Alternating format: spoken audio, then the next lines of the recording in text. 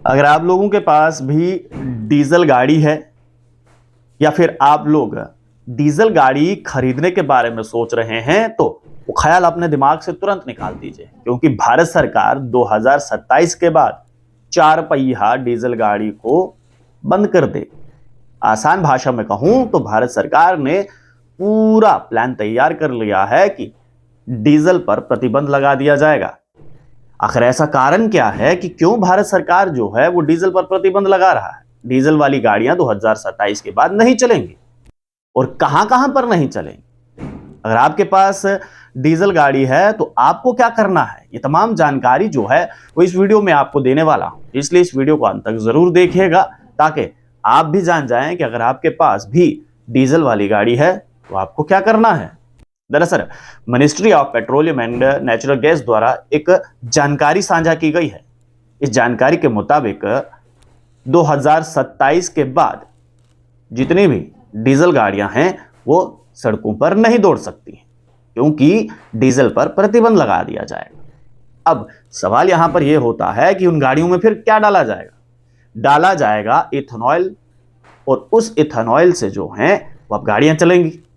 Ministry of petroleum gas द्वारा यह जानकारी दी गई है कि इथेनॉल प्लस पेट्रोल के माध्यम से जो है वो गाड़ियां अब चलने वाली हैं 50%, और 50% ऐसी गाड़ियां होंगी जो इलेक्ट्रिक मोड पर होंगी।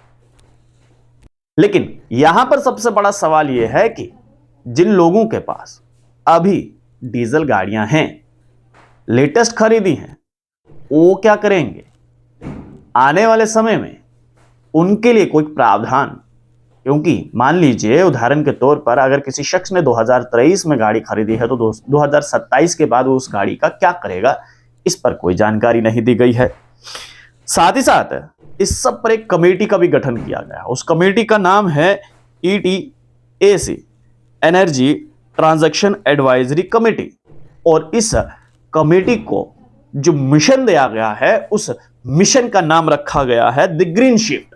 यानी कि अब जो पहले हम डीजल वाली गाड़ियां चलाते थे, अब वहां से शिफ्ट करके हम ग्रीनरी की तरफ बढ़ रहे हैं, यानी कि इलेक्ट्रिक मोड पर आ रहे हैं। अब यहां पर एक और जानकारी आपको देना अहम है।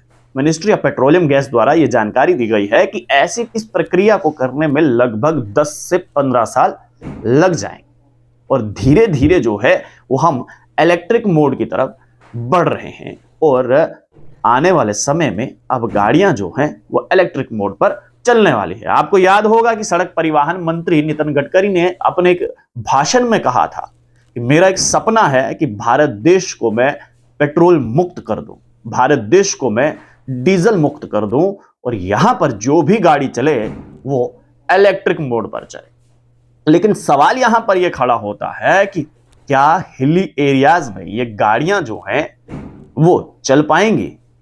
हिली एरियाज में जिस प्रकार से पेट्रोल पंप लगभग 50 से 60 किलोमीटर के आगे आता है, ऐसे में वहां पर ये गाड़ियां जो हैं वो सर्वाइव कर पाएंगी या फिर नहीं कर पाएंगी, ये एक बड़ा सवाल है यहां पर।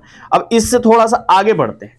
क्या अगर आपके पास भी अगर डीजल गाड़ी है तो क्या आपकी गाड़ी बंद होने वाली है?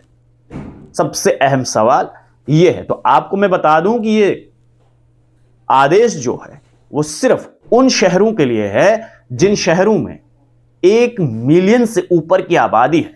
आसान भाषा में कहूं कि अगर आपके शहर में 10 लाख से ज्यादा की आबादी है तो वहां पर ये डीजल गाड़ियां जो हैं अब नहीं चलने वाली है। यानी कि अगर मैं जम्मू की बात करूं तो जम्मू शहर में अगर 10 लाख से ज्यादा की आबादी है, या फिर नगर शहर की आबादी जो है वो 10 लाख से ऊपर की है, तो फिर यहां पर भी लोगों को परेशानी हो सकती है। लेकिन उस परेशानी का समाधान क्या है वो भी भारत सरकार को देखना होगा। आपने तो कह दिया कि 2027 के बाद 4 पहिया डीजल वाली गाड़ियां जो हैं वो इस्तेमाल में नहीं आने वाली हैं, उसके बाद इथेनॉल का इस्तेमाल किया जाएगा। लेकिन जो गाड़ियां पहले से ही लोगों के पास है उनका इंजन जो है क्या वो इथेनॉल को सपोर्ट करता है या फिर नहीं?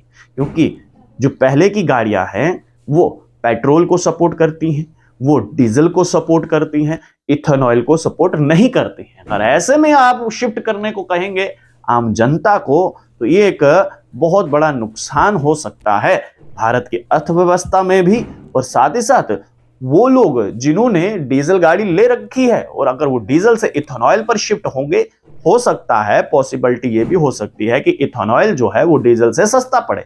लेकिन अगर इंजन ही सपोर्ट नहीं करेगा तो उस सस्ते इथेनॉल का आम जनता क्या करेगी। और अच्छी बात है कि अगर भारत सरकार ये सोच रही है कि हम डीजल पेट्रोल मुक्त भारत बने और इलेक्ट्रॉनिक की तरफ हम बढ़ रहे हैं, बिजली की तरफ हम जा रहे हैं, नेचुरल रिसोर्सेज की तरफ हम जा रहे हैं, तो अच्छी बात है, पॉल्यूशन कम होगा। भारत सरकार भी कह रही है कि कार्बन का कम इस्तेमाल किया जाए, इसलिए हम चाहते हैं कि सड़कों पर इलेक्ट्रॉनिक गाड़ियां दौड़े। बहुत अच्छी बात है, लेकिन समाधान हर एक चीज का जो है वो निकालना पड़ेगा ताकि आने वाले समय में जो है वो किसी भी प्रकार की कोई परेशानी या दिक्कत आम नागरिक को ना आने पड़े। आप लोग देखते रहिए स्ट्रेट टॉक्स। मुझे यानी देव ठाकुर को दीजिए इजाजत। धन्यवाद।